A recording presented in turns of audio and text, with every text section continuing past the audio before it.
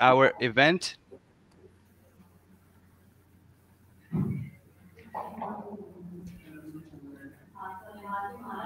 It's on.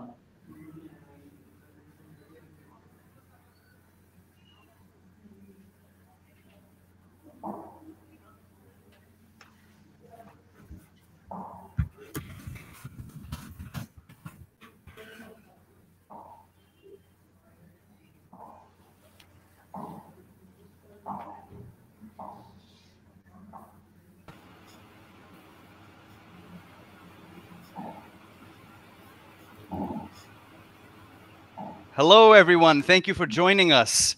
Quick introduction to the event.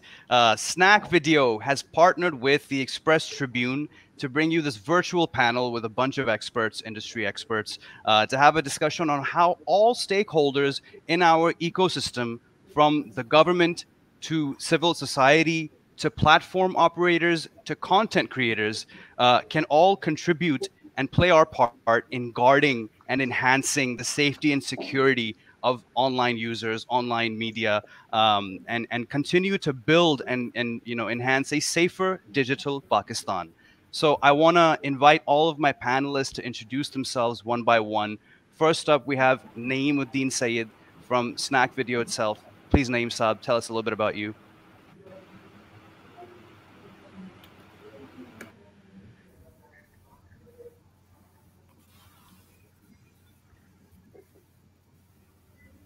Naeem, I believe you're on mute. Okay. All right, guys. Sorry, still getting a hang of the things. Anyway, I joined Snack Video about right at the beginning of when Snack Video was launched in Pakistan. So have been associated with the platforms right from the beginning almost, and I'm looking after the operations of the platform in Pakistan, Snack Video, and that should be a start to begin with. Great, thank you, Naeem Saab, thank you. Next up, from representing the government as a stakeholder, we have Imran Ghazali. Imran Saab, can you please introduce yourself to our audience?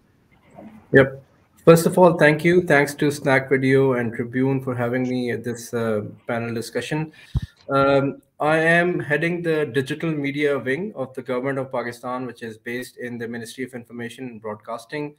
I have been involved in part of the digital media ecosystem for the last 14, 15 years, working in different capacities for both public and private sector. And right now leading the digital communications for the government of Pakistan. Great, thank you, Imran. Next up, I want Hija Kamran to introduce herself. She's our civil society representative. Hija, can you tell us a little bit about yourself? Yeah, thank you so much for having me, first of all. My name is Hija Kamran, and I am currently working at Media Matters for Democracy as Senior Program Manager, where I lead digital rights and internet governance, advocacy, and research of the organization. Media Matters for Democracy itself is a civil society organization. It's a nonprofit, and it works on digital rights and media development in the country. We work on these issues through research, policy advocacy, campaigning, and training as well. Wonderful. Thank you for joining us, Hija. And our final panelist, last but definitely not the least, is the one and only Ali Gulbir. Ali, can you tell us a little bit about yourself?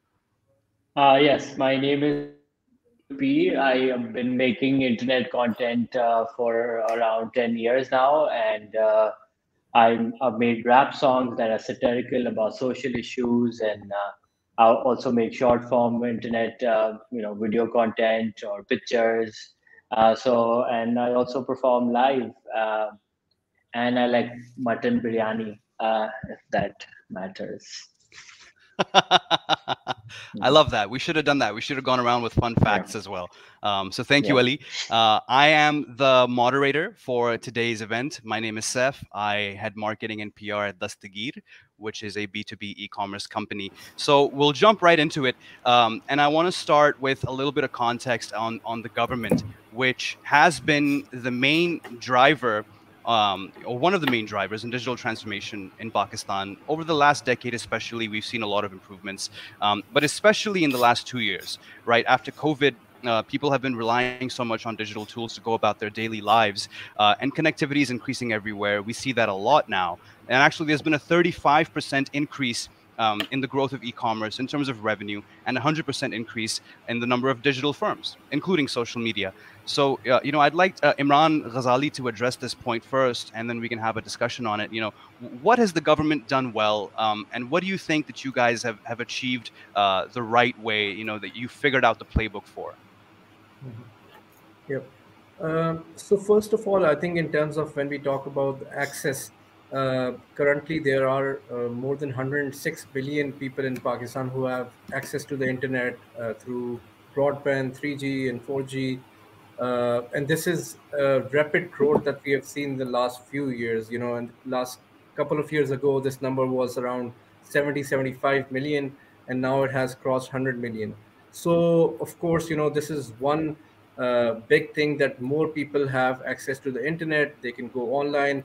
And then, of course, it supports the digital ecosystem. We've seen a lot of people using the internet for small businesses, people setting up businesses on using social media.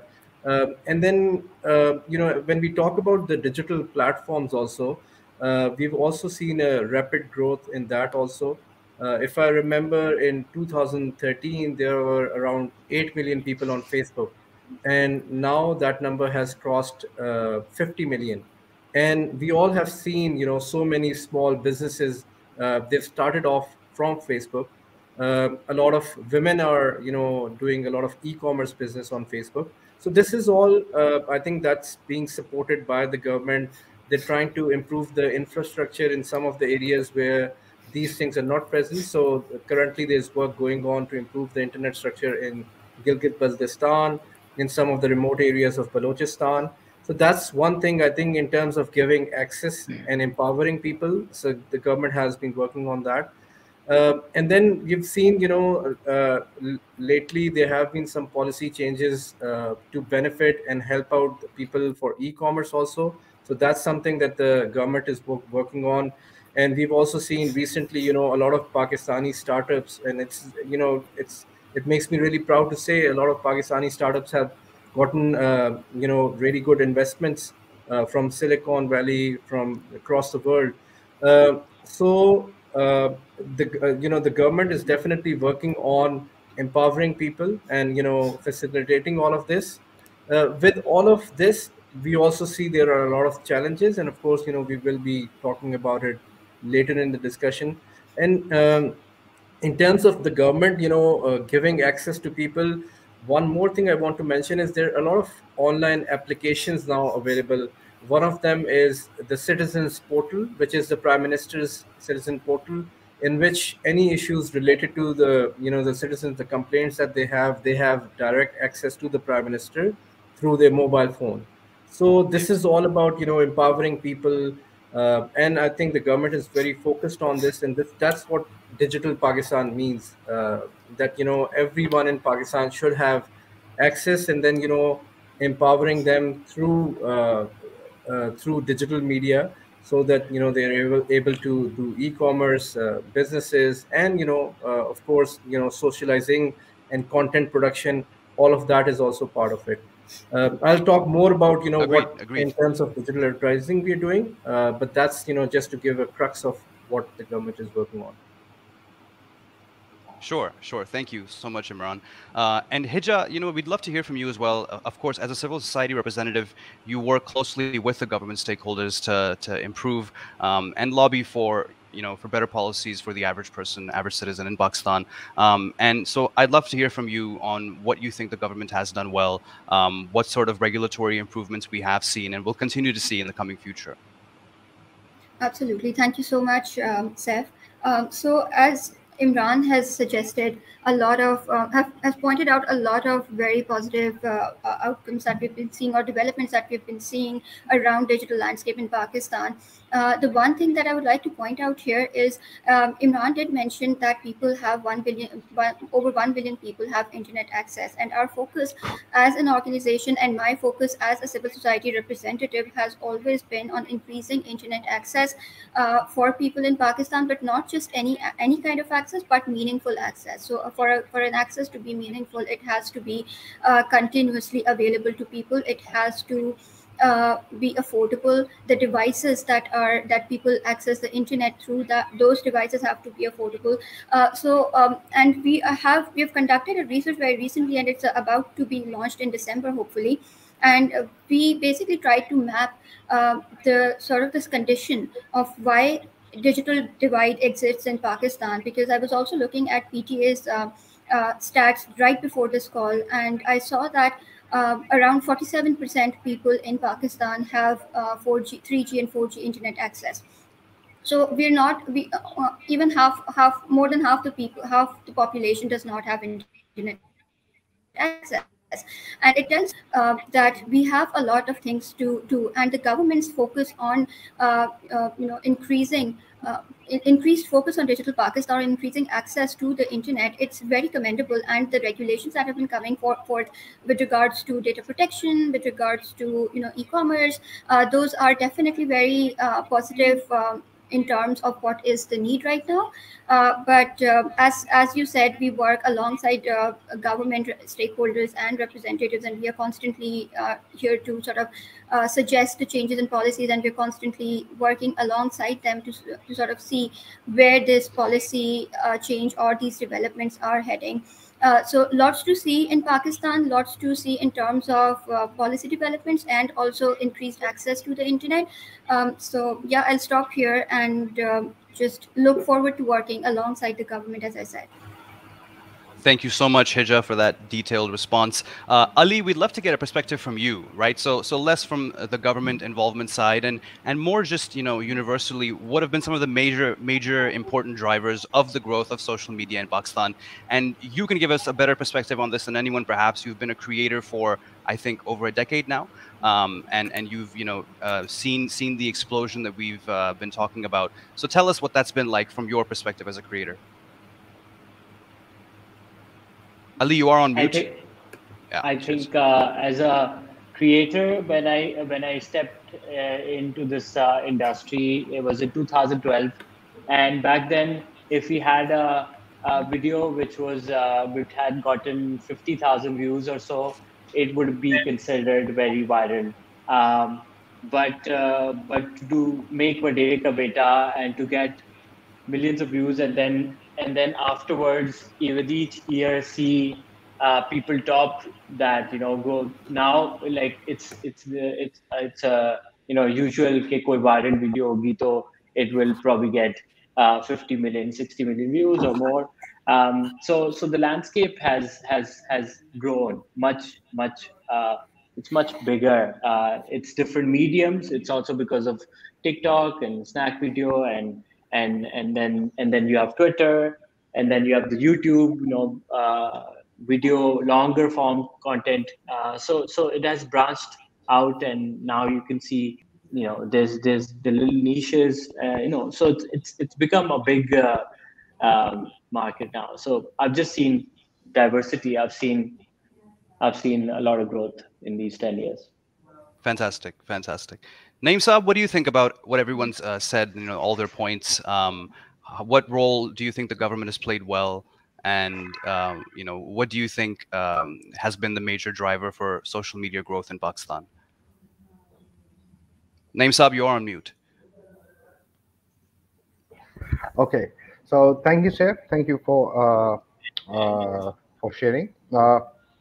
I think Imran very rightly pointed out that what we witnessed last year after post-COVID, it's not just the growth in just digital media, but social media has taken with leaps and bounds as well. Crossing 170 million is a big number. And just to give you an example, we've seen a lot of OTT platforms as well that have shown dramatic numbers that grew overnight. In just 3 months' time, they doubled their numbers, actually, almost. And so did other social media platforms. So yes, there's a lot of diversity. There's a lot of room. And as Hijab very rightly pointed out, that only 47% of the Pakistani market has access to internet. That makes Pakistan one of the biggest opportunities when it comes to social media or digital media, because there's another 50% of the population which is a potential market for social and digital media. So yes, that's my 2 cents on it. Fantastic, and Naim Saab, I wanna stay with you for my next question as well. That we know in Pakistan there's a huge youth bulge, right? Over 100 million people under the age of 30, and that's also a lot of the reason why, as Imran mentioned, startups are raising funds, and there's a lot of momentum in that market. Is for the same reason, right? That we see the same sort of demographics that we've seen in other emerging markets that have now exploded as startup markets as well. And so, how does that impact the development of social media? Right, and also with that youth bulge and with that social media growth, what type of opportunities are created for innovation, entrepreneurship, startups, technology driven companies? Well, Saif, you gave the numbers, but in percentage terms, it's about 65% of the population of Pakistan is below the age of 30. So Yeah. that's a huge number. And that is what the prime universe of any social media comprises upon. And if you go deep dive into it, you'll find more appealing numbers. So the social media development and the power it holds in Pakistan, I think that is a huge drive, and that is the reason you see a lot of companies investing into Pakistan, a lot of startups coming up.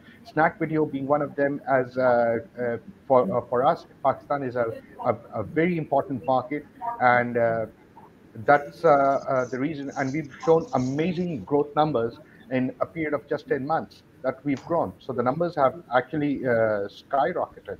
So we find Pakistan as a huge place of opportunity when it comes to social media, especially. Great. Thank you, Naeem, for that input. Imran Ghazali, I'd love to get your perspective on what happens when social media is available in typically underserved or non-served communities, such as smaller cities or rural areas. And I know that you're involved in that massive government push to digitize the underserved communities of Pakistan. And what's the impact with that? What's the social impact that you see with that? I think one, as we're seeing, there are a lot of people now in the remote areas also, they have access to social media. And one of the big benefit is that their voice can be heard. Sometimes it's, some negative incidents, they also get reported from a lot of those areas where, like, if you go like 5 years back, these people did not have any voice. Recently, also, we have seen some unfortunate videos coming out, for some incident happened in Sindh. So, if there was no internet or no access on social media, these voices would also, not be heard nationally. And we were also involved in one of the campaigns that worked for Alif Elan, which was a campaign for education reforms in Pakistan, where we highlighted, the problems people face in different, their schools, the infrastructure problems, and the teachers' problems. So we started this campaign, and we got a lot of, this feedback from these rural areas, and people sent us, the situation what they're facing in their schools. And through social media, we were able to highlight that to the government, to the parliamentarians, and then, there were, of course, that. So, if I talk about it from the government perspective, people, get this voice, and then this can be translated into or channelized to the right forums, and, those issues can be addressed that way. So I think in terms of empowerment, that's again a very good thing. Of course, we've also seen, lately there are a lot of challenges attached to, all these social media and the access that people have gotten. And of course, I think we will be talking about those also later in the discussion. Yeah, absolutely. Hija, what do you think about what Imran has just said? Can you add anything to that, specifically about how social media helps underserved communities in Pakistan? Yes, so adding to what Imran has said, I think when people in underserved communities have access, we've seen how different kinds of people have started to appear on social media. If you're active on Twitter, if you're active on Facebook or Instagram, you see a certain demographic on these platforms. But if you go on TikTok or Snack Video or any of the other platforms, including Bigo Live, you see very different kinds of demographics on these platforms. And then this content is also cross-posted, so there is definitely representation through these platforms. And we say this in civil society discussions a lot, that these platforms do democratize the internet, and they make it available for people who have not had access before, or people who have not been able to understand how technology or how social media works, because these platforms do not need you to be coherent in your speech or in your writing. These platforms only require you to open your camera and start speaking, start acting, or start singing, and people would know what you want to say, or people would understand. And then there's also representation of different languages, different communities as well that we see. So when we see how internet has, or these social media platforms have added value to the discussion on the internet, it's significant, and we cannot discount this. Brilliant points, Hija. I love it, especially how you're talking about different demographics on different platforms. That's really important. Ali, I'd love to get your take on that as well. Like, you've seen this rise of social media, and what have you noticed as more people have now been coming onto social? Do you feel there are more opportunities now? What does it mean for diversification of content and also diversification of creators? Which a lot of people will say even now we're very behind of where we should be. So I'd love to hear your take on that. Yeah, I think yes, there is an increase in the diversity of content and the content creators, but we do have a long way to go. And because of our certain policies, like the YouTube ban for a few years, and now the TikTok thing, uh, we need to understand that we can't be extreme. We can't be like ban or just total anarchy. It has to be content policy has to be something that is in a balance. And then a lot of people would say that a lot of bans happened because of a certain political scandals or something, some video that was leaked or this and that. So that also needs to be understood, that we can't use policy as a way to censor a certain narrative. And if the state and feels that their narrative is being suppressed, then they might need to start working on a channel that can propagate that. So we need to support this community. We need to, as a society, we can't make fun of TikTokers and or call them lame. I think what we need to do is we need to accept them as content creators, and the great. So we need to remove that barrier too. We need to accept, everyone would like to watch these videos, but nobody would want, an artist in their home. So there are a lot of things that go with it. A lot of Yeah, people. Ali, I'm So sorry to cut in. I wanna keep you on that point and just ask you a follow-up question. What do you think is the difference or difference in impact between traditional social media and what we've seen now as the new rise of short-form video apps, live streaming apps? I think the short form video apps give you um, more freedom and more. You just need a phone and get a good story or whatever you want to do, a good idea, and you can make it. It could be, you could be a brick maker in some small town, or you could be living large. It doesn't matter. The camera does not matter. It's what you got to say. It's what you got to do, and that breaks down everything. Like why did we need social media so bad? Because of traditional media, because वहाँ पे एक सेठ बैठा हुआ है, and that boss is going to decide what will be the drama and what will be the topic, and if he doesn't like your idea, you're not getting any airplay. But now everyone has airplay, and the audience is the judge who will get more views, and if you get more views, you'll get more money, and brands will like you, and you'll get, it's so yeah, definitely. No, thank you, Ali. Thank you for that explanation. And Naeem Saab, speaking of short video, and this new rise in within social media, can you tell us about how you would describe the community of users on Snack Video in Pakistan? And obviously, it's a huge market for you, so we'd love to understand that. How would you say the Pakistani Snack Video user is different from some of the other countries you operate in?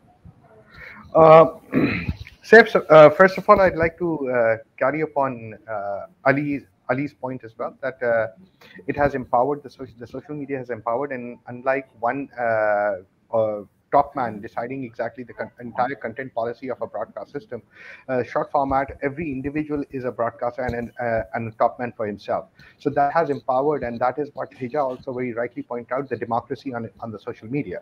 So yes, this is the power of social media. As to coming to your point, like any country, any in the world, everyone has their values. They have their own cultures, and they have their own likes and dislikes.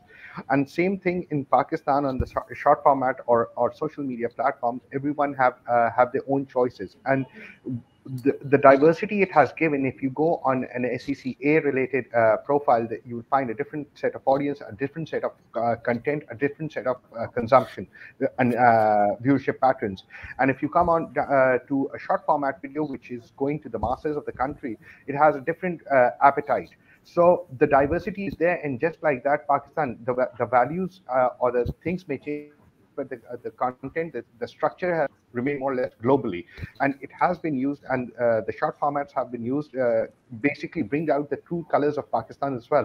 I think there's so much of talent that even Studio has given the platform for them to come out and display their expertise, from cooking to dancing to you name it, and they have it.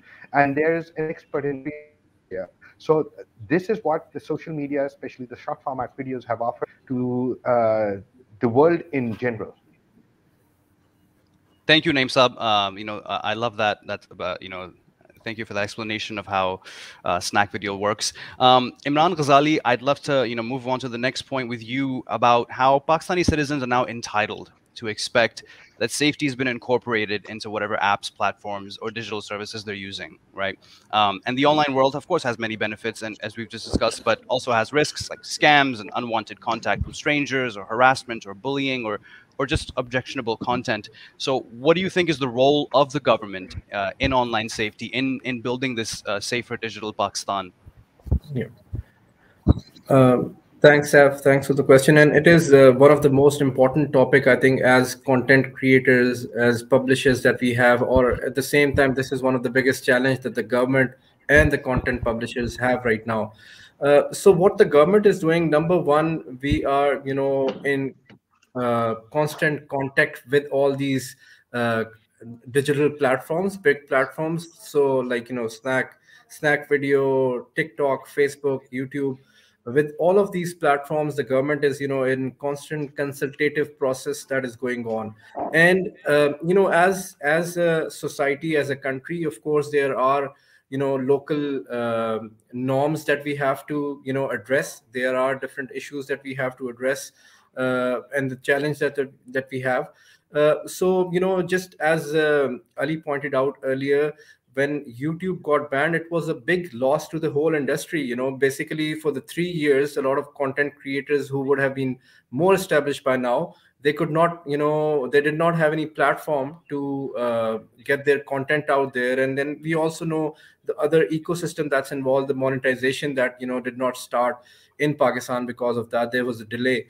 So and similarly, on Facebook, currently there's no monetization in Pakistan, but we have a lot of talent. As it was pointed out earlier, we have seen a lot of talent coming out from the different small cities from Pakistan, on TikTok, on Snack Video. So the challenges that we have right now, again, as a representative of the government, as in my personal opinion, I personally think ban is not the solution.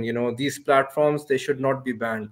But at the same time, there are sensitive issues, like as you also said, there are scams that are going on these social media platforms. There's a harassment issue that is there. There's a exploitation, sexual exploitation issue that's there.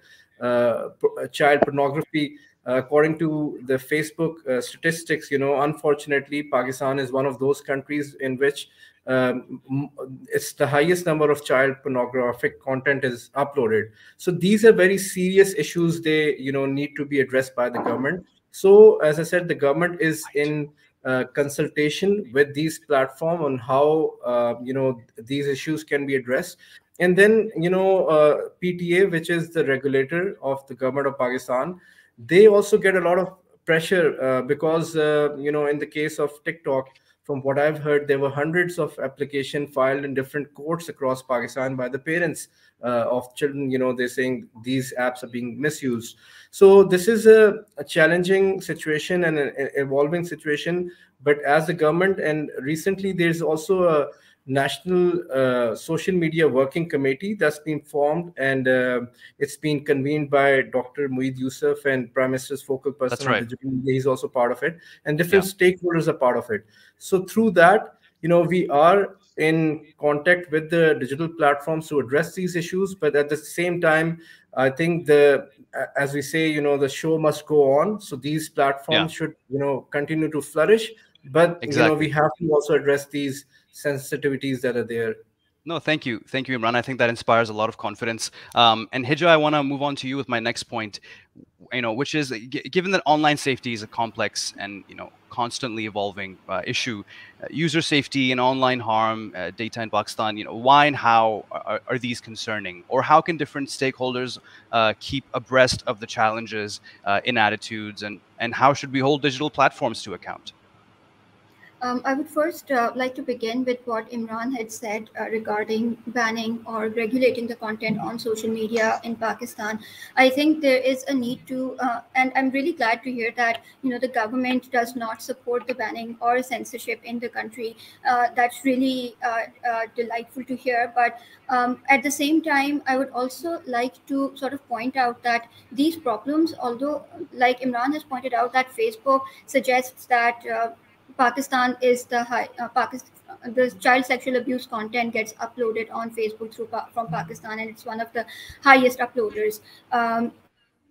So we have to understand that the problem is not these platforms, or we have to understand that the internet is not the problem. The problem is coming from somewhere else, which is the society itself, and the social media companies or the platforms that we navigate on the internet.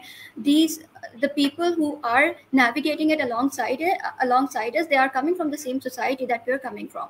So in order to regulate the internet, we have to address these problems in the real world, in the offline world, and to sort of focus on how to move people past these challenges, because that is the only way these challenges can be addressed on the internet as well. Because a person who's walking on the streets and harassing the women or harassing children on the streets, when they come on the internet and they see a public space where they have access to speak to millions of people, they are going to project the same mentality on these people or on these platforms as well.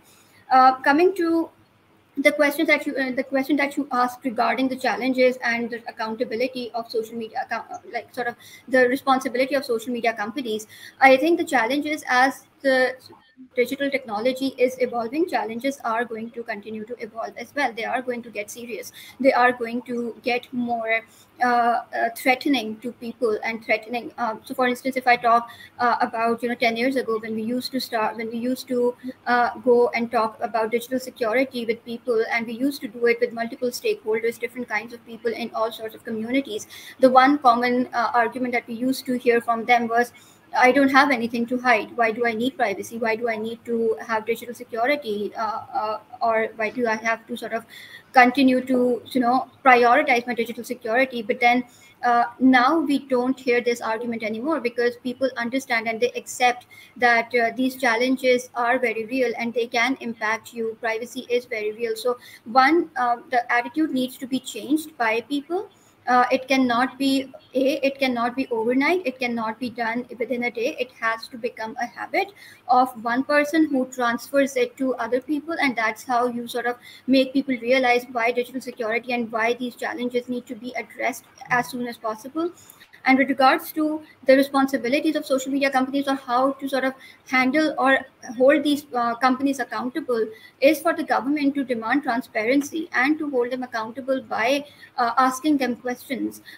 We see that, and this is something that we talk about a lot in the digital rights sphere as well, that from Pakistan, uh, for instance, if something happens in the US, you would see that the entire world would be talking about it, that Facebook had breached people's privacy, that people's privacy is at threat, is at risk, etc. But when it happens in Pakistan, or not just on Facebook but also on other platforms as well, we don't see the same kind of attitude, or we don't see the same kind of urgency to address the problem.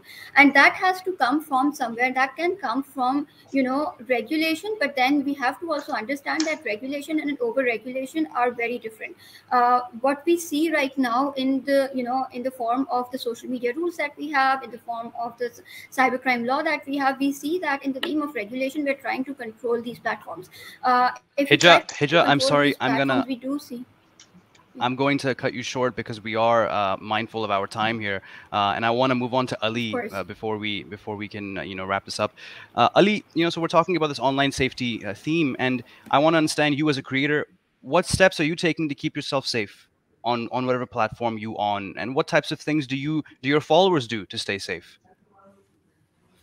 Um, I would like to mention this campaign that I did. It was called Safety, and it was me and Faiza Salim, and we did a video about phishing and not sending your pictures around. It was very comedic, but it was about how an average user can stay safe on internet. There are many things like Imran Saab talked about. The people blackmail you through pictures and stuff. So we would tell people, don't give you out your data. Even right now, we did a campaign for another brand where we talked about digital banking, because ये भी होता है ना कि वो मैं साइमा बात कर रही हूँ हॉस्पिटल में आई नीड 50 रुपए easy load Yeah, or whatever. So there's all kinds of scams going on, and it's important as a creator for me and us all, like Hija said, that we need to create awareness. If you are a bad person and do bad things on internet, you'll be worse. That's yeah, why you have people like Engineer Uzair 123 and Princess Shona 458, and they say the most horrible things because they don't have a face. They can disappear and they can log out, and you won't know who they are. So we need to create awareness, and we need to have a just society where bad people online or offline are brought to justice. When that happens, then there will be fear of consequence. Um, yeah. Agreed. Agreed. so that needs to be there for sure. And for myself, what I do is I try to make, I sometimes I make jokes about extremists. I made a song against extremism in both liberal and conservative ways, and so I got some threats, and then I just go to my gown. Now I told everyone. Now I'll have to change my gown self. Okay, Thank you. great, great. That's good advice for everyone. Just go back to go back to your village. मेरे पास है नहीं गाँव, तो I maybe I can come and hang out at yours. Yeah. But I wanna get a platform perspective on this now. Naeem Saab, if you can help me understand, as a short video platform, what is Snack Video's approach to user safety, and why is it important for you?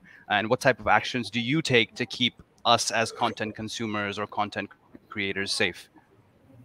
Okay, to begin with, I would give one phrase from Spider-Man: "With great responsibility, with great power comes great responsibility." And that is exactly what every platform should consider. That when you are powerful, when you're strong, you have to have a lot of responsibility on your shoulders for this community, for the society, and for the country as a whole. So it's a much larger approach when it comes to user safety, and it is one of the core things that we have uh, we have in our consideration to look upon.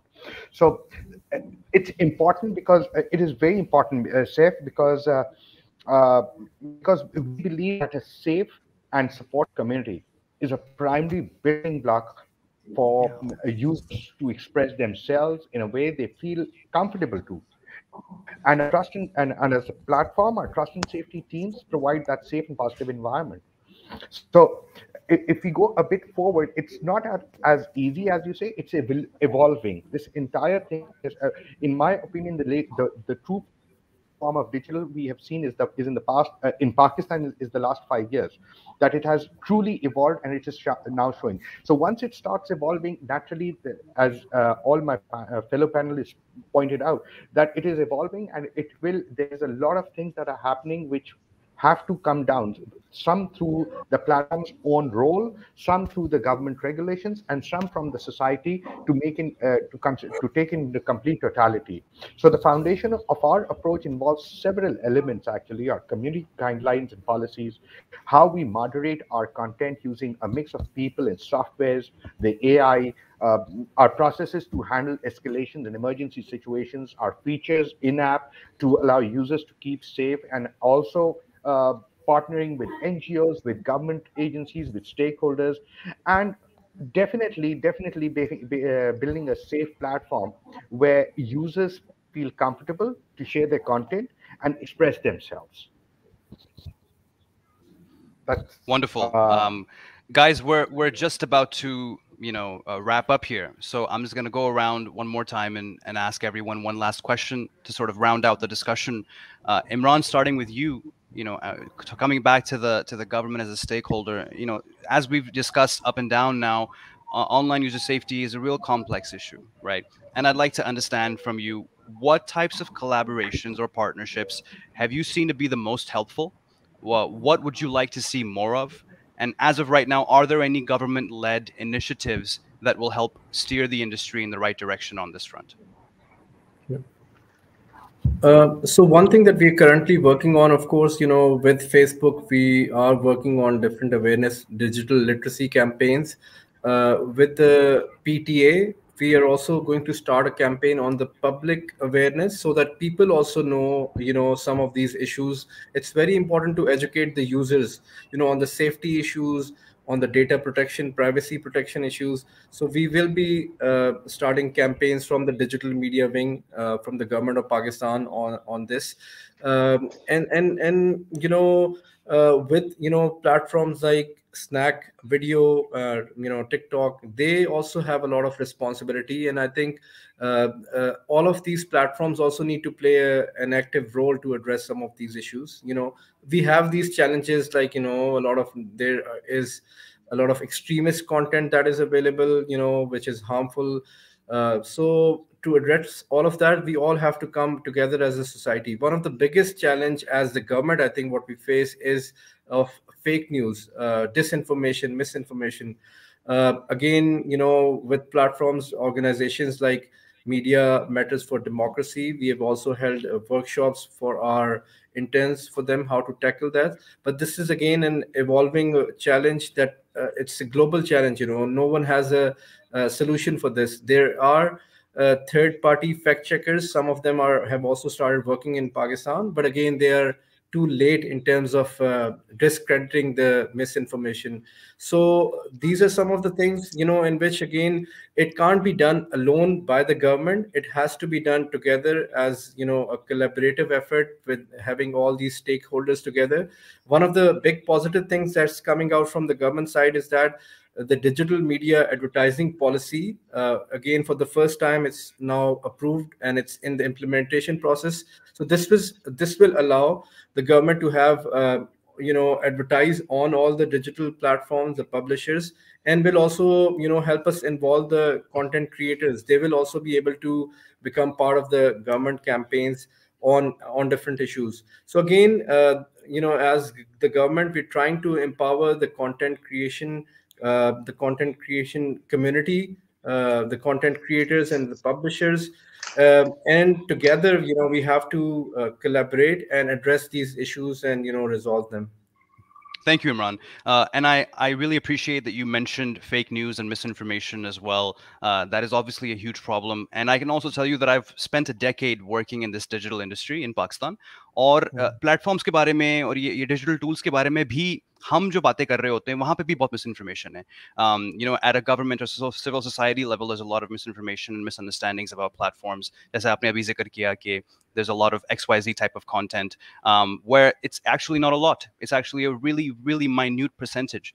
And that's leading into my next question for Hija, which is how can the industry and all the stakeholders involved promote transparency and accountability? I think, as Imran has pointed out, that it can only be done by partnerships, sort of working together and ensuring that while you're working together, you are being transparent in terms of what gets reported, what gets in the news, and what gets to sort of be fact checked. And then this one person or one entity cannot be the authority on fact checking as well, because then we would see how to eliminate, or we'd have to prioritize how to eliminate biases as well. So when the government takes initiative of fact checking, they have to ensure that civil society representation or journalist community representation on these decisions of declaring something misinformation or declaring something facts has to every stakeholder has a say. And of course it goes without saying that this fact checking that I speak of with regards to including all stakeholders is in terms of the news that is exclusive, or the news that is generally not a fact, or not or not a public knowledge as well. Because once something is a public knowledge, it's easy for anybody to fact check. But when something needs research before fact checking, then it requires different stakeholders to be involved. So one entity cannot be the authority on fact checking. It has to be done in partnership. That's exactly what I want to hear, and I think that's exactly what we need, that kind of harmony. Moving on to Ali bhai, last question for you as well. How can users be empowered to improve their safety, and also how can creators like you work with platforms like Snack to ensure a safe and fair ecosystem for all? I think content creators can make content that creates awareness, first of all, for sure, and also propagate that in their comment section. Because a lot of time, a lot of content creators just upload their videos and do not engage, or do not have someone moderate the comments. And you can see when you take action, when you block a few people who are abusing other people, then over the course of time, you see the whole 500,000 or millions or whatever, how many likes or followers you have, those people will become attuned to the behavior that you represent, because you're not just saying something, you're also putting into action. But yeah, I feel like a safe net is a viable internet is a, especially in a country like Pakistan, where there's so much unemployment and lack of opportunity, because we're not doing so great.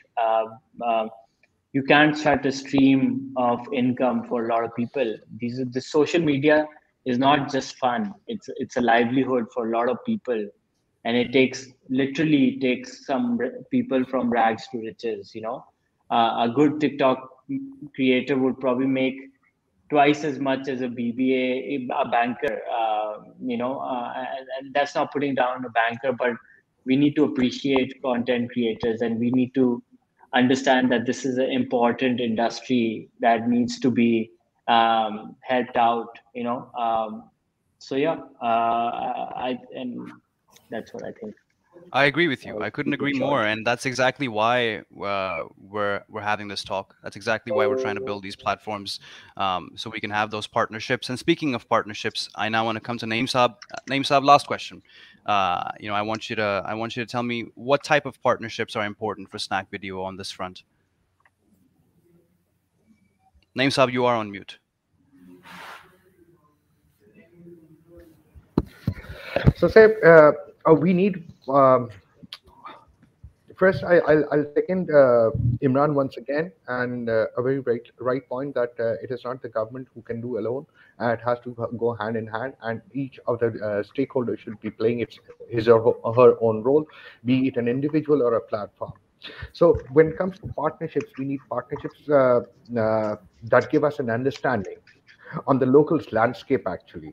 So in order to understand the local landscape, the local user, and the safety issues they face, that is what gives us an insight. And the government, private sector, as I said, civil society, there's a range of areas of possibilities that can be explored through them.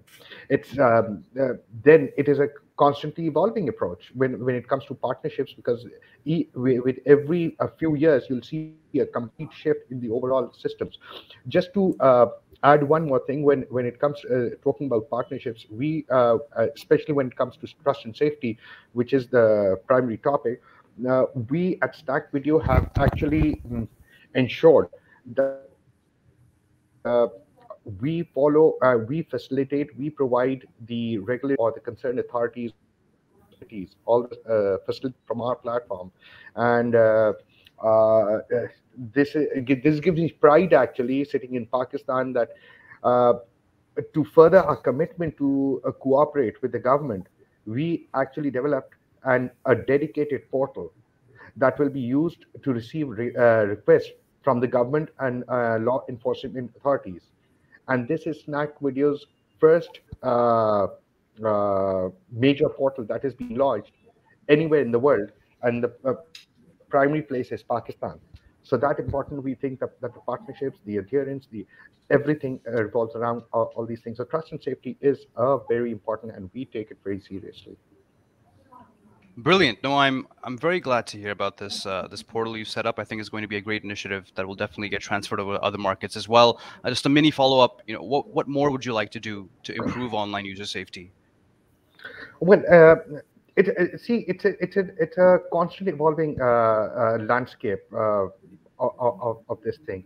So we always seek input from several sources, as I said, from government NGOs, and but we also keep an eye on exactly how things are moving in the society as well. Uh, we are trying to get closer to the user to improve the understanding of what they need, what type of issues they face, what kind of tools they like, how can they spread the safety messages in a way that our users would benefit from. So we are constantly building about it, and we're a proud we have a proud team at Kwaishu. Our professional backgrounds say is pretty diversified, from creators to engineers, to journalists, to business, to financial consultants, lawyers, public relations, human resources. So we have a huge variety, diversity from within, and the space we operate. It is very complex, so we need a diversity, and we need the inputs from each and every one. Thank you Naeem साहब, thank you. और नाजरीन जो हमें tune in करके देख रहे हैं live Facebook या यूट्यूब पे, एक्सप्रेस के तमाम चैनल्स पे, thank you so much for tuning in and you know joining us for this conversation. This is a really crucial topic for us as an online community, for us as a nation. Technology is going to be one of the major drivers of our growth as an entire country moving forward, and social media is a major part of that. और आज जो तमाम हमारे guests आए थे, panelists आए थे, the entire point behind this webinar, behind this panel, was that these are all the stakeholders collected on one platform that need to be collaborating on a regular basis, that need to be partnering on a regular basis to improve all of these issues that we're facing, to enhance the user safety of all users in Pakistan, and to build that safer digital Pakistan that we envision for everyone, as creators, as consumers, publishers, advertisers, whoever it may be. So I want to thank all of my panelists: Hija Kamran from Media Matters for Democracy, from civil society; Ali Gulbir, content creator extraordinaire; Imran Ghazali from the Government of Pakistan's Digital Media Wing, and of course Naimuddin Sayyed from Snack Video itself. I'm Seth, your moderator. Thank you to Snack Video. Before you conclude, Please, I'd please. just like to send in a closing statement. As Imran very rightly pointed out, that the government actually is looking for collaborations and so that they can take their message to the grassroots level. We at Snack Video would be delighted to join hands and facilitate this entire process and be a crucial part of this entire thing. We'd be delighted. Lovely. Imran साहब क्या कहते हैं आप आ रहे हैं फिर? Thank you very much, and I think we would also love to feature Ali maybe in one of those campaigns. Yeah, Definitely. 100%. Nice. Can Hija and I also co-star in Ali's video maybe? Sorry, Sam. Where it's full. All right. Okay. Look, this done. So first, kick this guy out of the stream, and again, thank you to Snack Video. Thank you to the Express Tribune, Express News for putting this together. Have a great day, everyone. Khudafis. Thank you. Allah Hafiz. Thank you, everyone.